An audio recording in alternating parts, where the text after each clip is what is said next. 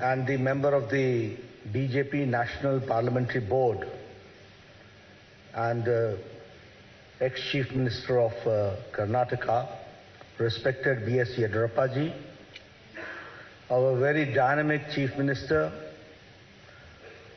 who is leading the state, Shri Basavaraj Bommai ji, our very active and people and workers friendly President Shri Nalin Katil ji,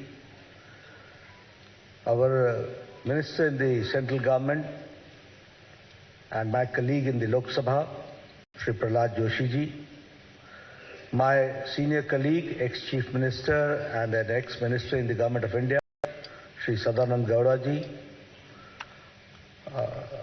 Minister in the Government of India and the Chairman of the Campaign Committee, Kumari Shobha Karanlaje ji, Shri Ashwath Narayan Swami ji, Shri Bhagwat Kuba ji,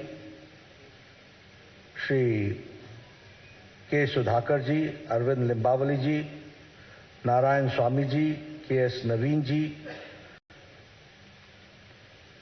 senior members on the dais, and the friends from the media, print media and electronic media. It is indeed a matter of great opportunity for me. A few minutes back, I got the opportunity to release the manifesto of the Bharatiya Janata Party for the ensuing elections in Karnataka. First of all, as my colleague Sudhakar ji said, that this manifesto has not been formulated, drafted, or the content has not been created in any air-conditioned room.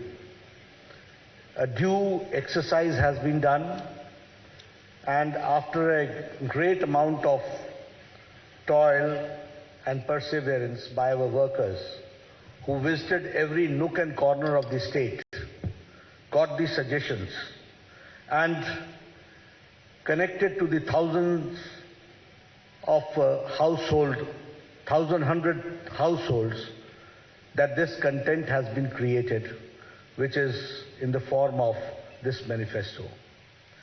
Here I would also like to remind you that when Yediyurappa ji took over and later on Mr. Bommai continued, and when the baton was handed over to him, I can say that the Bharatiya Janata Party government converted the calamity into an opportunity.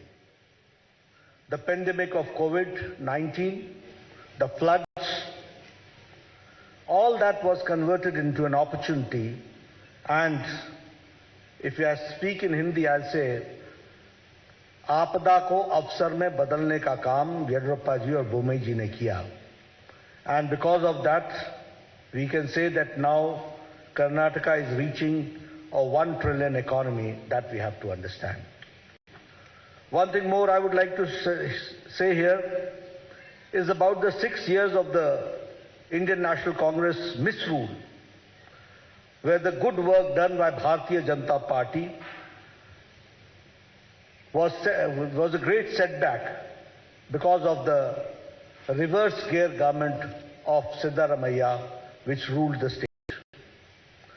We should also remember that during Siddaramaiah's regime, it was the looting of the natural resources, it was letting the criminal and antisocial elements run amok, and appeasing a certain section of the society only to consolidate their vote bank and playing the politics of vote bank. When I talk about the reverse gear government, we remember 2014 to 2019, where all the good policies of Prime Minister Modi's government was brought to halt in Karnataka. And that was the black day when the Karnataka saw. Here I would like to explain in detail also, because you will say that I am giving a very passing, sweeping statement. But it is not a passing, sweeping statement. I would like to give you and quantify my contention which I am saying. And when I say so, I will say tab or ab. Then and now, we have to understand the difference. And Utilizing the opportunity, I would like to make it very clear that when Prime Minister Modi had asked about the Pradhan Mantri Kisan Samman Nidhi, where the people of Karnataka were to get the benefit of it, the Siddaramaiah government sent the names, and the number of the names of the Kisan and the farmer was on record 1717. This is called halting the development. This is called using the brakes and becoming an obstacle between the people and the government of India for the good policies which is being pursued by Prime Minister Modi.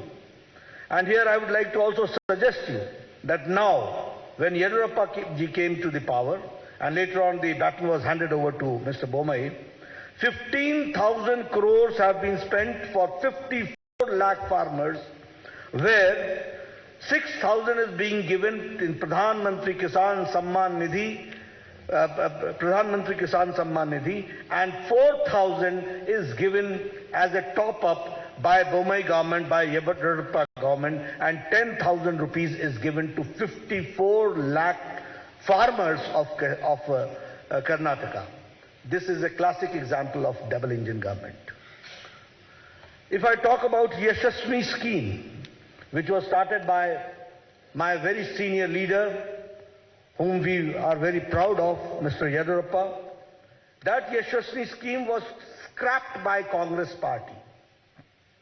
And in 2018, the insurance scheme was scrapped, and it was only revived by the Bharatiya Janata Party government, and it ensured a registration of 32 lakh farmers. So we have to understand, what do we mean by double engine? We have got double engine. There is a trouble engine. We are there for development. They are for the reverse gear. We are there to give the pace to the development. They are there to put brakes to the development. That we have to understand. If I talk about the Bhagya Lakshmi Yojana, it was for a secure future of the girl child, and giving 3,000 rupees annual fixed deposit in their name. Almost 3 lakh beneficiaries, women were there, 3 lakh children were there. And when the Congress government came, that is the Siddaramaiah's most anti-people government came, then the Bhagya Lakshmi scheme was reduced to 65,000. And when again Yediyurappa ji came to power and Bommai ji came to power, now I am happy to share with you that almost 3 lakh children are insured under Bhagya Lakshmi Yojana. This change has taken place. If I talk about foreign direct investment, I am happy to share with you. When I say that it's a 1 trillion economy Karnataka is reaching, I would also like to share that Karnataka is now, under the leadership of Yediyurappa ji and Bommai ji, is now where the foreign direct investment is, Karnataka is #1 in foreign direct investment. And in Congress regime, it was 1,75,000 lakh crores, and now it is 3,21,000 lakh crores. That we have to understand. If I talk about the average irrigation budget, it was 11,600 crore during Congress regime, and now it is 21,201 crore, which is an increase of 80%. That we have to understand. If I talk about the establishment of wellness centers, I was the health minister at that point of time when Siddaramaiah was the chief minister.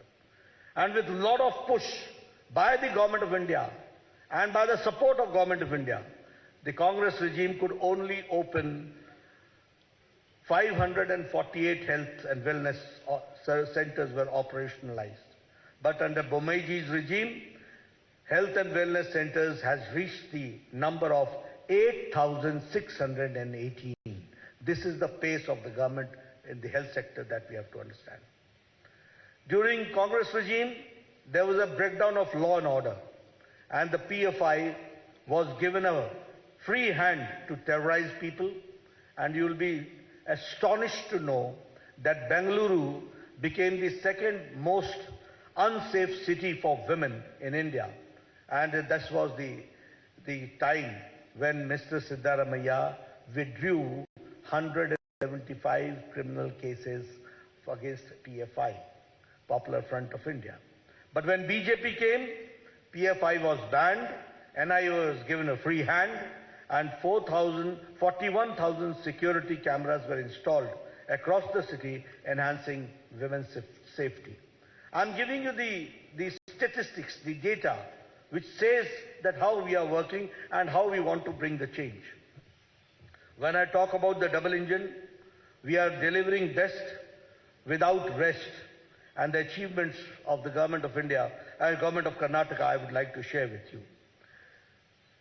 Bomaiji started this Raita Vidya Yojana, and 725 crore worth scholarship of 11 lakh children were given to farmers' sons, landless, to the farmers, to the landless, to the laborers, to the weavers, to the fishermen, to the cab drivers, to the auto rickshaw drivers under the scheme of Vidya Nidhi scheme, which is Vidya Nidhi Yojana. If I talk about the development, as Mr. Bomai had talked about, that the farmers are getting 10,000 per year, in which 15,000 crores is being directly transferred to the Kisan, 6,000 from the Government of India, 4,000 from the Government of Karnataka, which comes to 10,000 rupees per year, that we have to understand. The